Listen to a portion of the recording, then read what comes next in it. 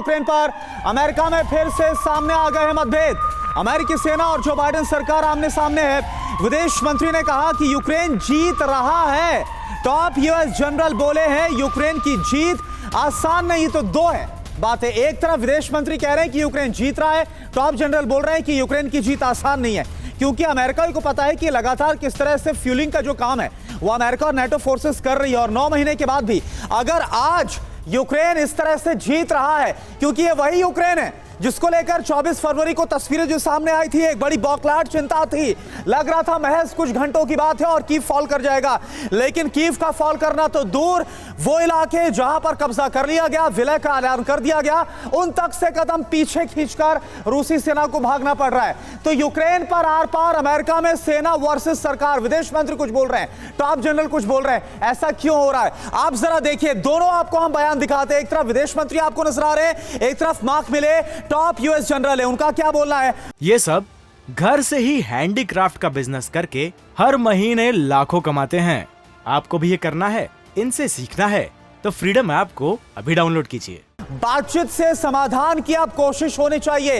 अमेरिकी विदेश मंत्री एंटनी ब्लिंकन क्या बोल रहे हैं, अभी बातचीत के लिए सही समय नहीं है। आगे और क्या हो रहा है। मार्क मिलागर बोलते हैं कि यूक्रेन ने मुकाबला किया लेकिन जीतना बेहद मुश्किल है। लेकिन एंटनी ब्लिंकन इत्तेफाक नहीं रखते, वो बोलते हैं यूक्रेन की जीत तक हमारी मदद जारी रहेगी और यूक्रेन जीत रहा है।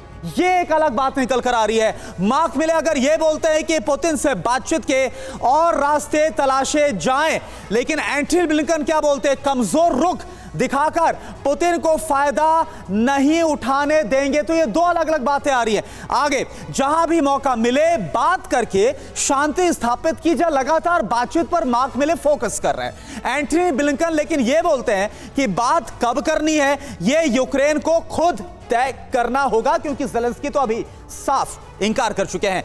मार्क मिले जहां भी मौका मिले बातचीत की जानी चाहिए।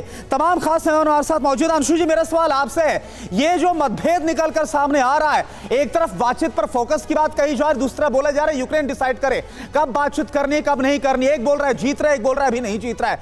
ये क्यों है और अगर ऐसा होगा तो क्या इसका कोई फर्क यूक्रेन में जो वेस्टर्न कंट्रीज उनकी स्ट्रेटेजी बन रही है उसका कोई असर भी आप देख रहे हैं वहां पर?